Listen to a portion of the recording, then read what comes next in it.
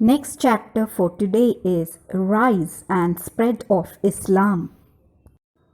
Subtopics in this chapter are Pre-Islamic Arabia, Prophet Muhammad, and Spread of Islam. Medieval period witnessed the emergence of Islam, starting from Arabia to the whole of West Asia and then to the rest of the world. Pre-Islamic Arabia. Arabian Peninsula lies between the northeast coast of Africa and Central Asia. In the 6th century CE, there were no major kingdoms in Arabia. Arabs at that time were divided into tribes or kabilas that were constantly at war with one another. Most Arabs were Bedouins, that is, wandering camel herdsmen who lived on milk of their animals and produced dates that grew in oases. There were few important cities, of which Mecca was the most important one. It was the junction of major trade routes and also important religious center. In Mecca was located the Kaaba, a pilgrimage shrine which served as a central place of worship for many different Arabian tribes. Prophet Muhammad. He was born in Mecca in 570 CE. Though he was orphaned at an early age, he was brought up by his uncle. Muhammad grew up to become a trader and traveled far and wide. And he came in contact with Christians and Jews and learned about religious beliefs. Soon, he lost interest in trading and turned towards spiritualism. When Muhammad was around 40 years old, he had a vision.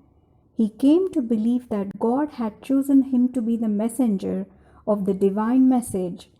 So he began preaching the word of God to the people of Mecca.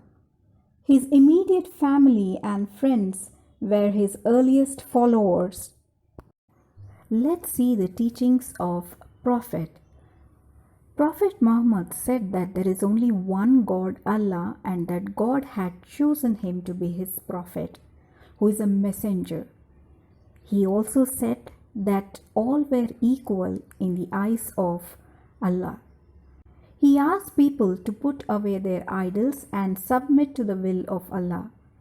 There were 5 principles or pillars of Islam which should be followed by all Muslims. Let's see them. Shahada, which means Muslims must believe in one God. Salat, Muslims must offer prayers 5 times a day.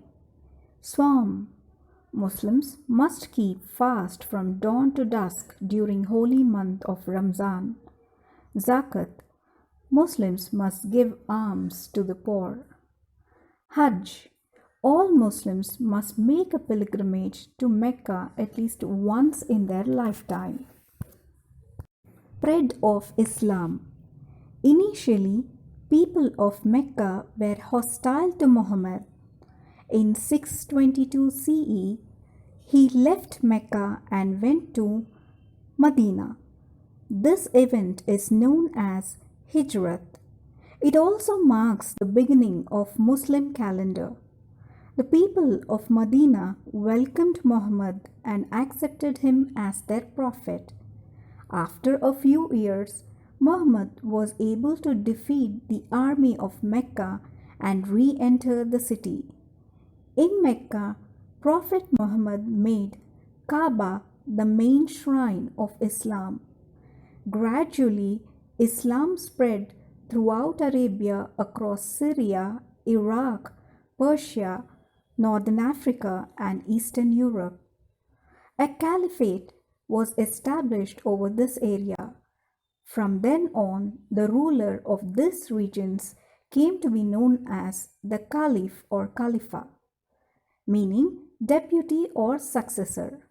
Abu Bakr, Umar, Usman, and Ali were caliphs who succeeded Muhammad. They ruled from 632 CE to 661 CE. Umayyads. After Ali, the dynasty of Umayyads took over. They ruled from 661 CE to 750 CE. Their capital was Damascus. They conquered new territories which helped spread Islam. The Umayyad hold extended from Spain and France in the north to Sindh in the south. The region up to Samarkand in the east and territories along the Mediterranean coast of Africa in the west were also added to the empire. The occupied regions were divided and put under governors. Abbasids. In 750 CE, the Umayyads were overthrown by the Abbasids. They shifted the capital to Baghdad. Harun al-Rashid was a famous ruler of the dynasty. This was the period of cultural growth. Literature, art, and science flourished. Great epics and scientific works were translated into Arabic. This included some Indian works on mathematics and science, including medicine. The Arabs learned the decimal system and the concept of zero from India. They later passed this knowledge to Europe.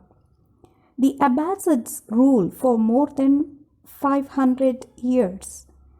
In 1258, the Mongols captured Baghdad and ended the Abbasid rule. Later, new Islamic empires developed, the leading one being that of Ottoman Turks. In 1453, they conquered Constantinople and renamed it Istanbul. It became the capital of their empire, which was known as Ottoman Empire.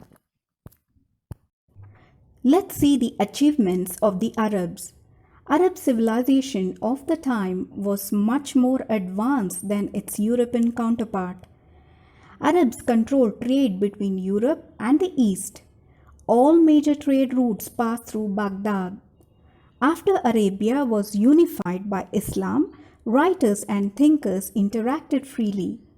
The best of Greek, Indian, and Iranian civilizations was assimilated by the Arabs. The Arabs made great advances in mathematics, astronomy, and chemistry. They discovered new chemical compounds. They made clocks and designed machines to irrigate fields. Ibn Sina and Al-Razi were great scientists and physicians. Omar Khayyam was a great mathematician and a poet. In literature too, Arabs produced famous works such as Rubaiyat by Omar Khayyam, the Shahnama by Firdausi, and the Arabian Nights. The Rubaiyat and Arabian Nights tell us about the culture and life of the people. Art, especially calligraphy and architecture, also developed. Highly advanced Arab civilization was a link between the ancient and the modern world.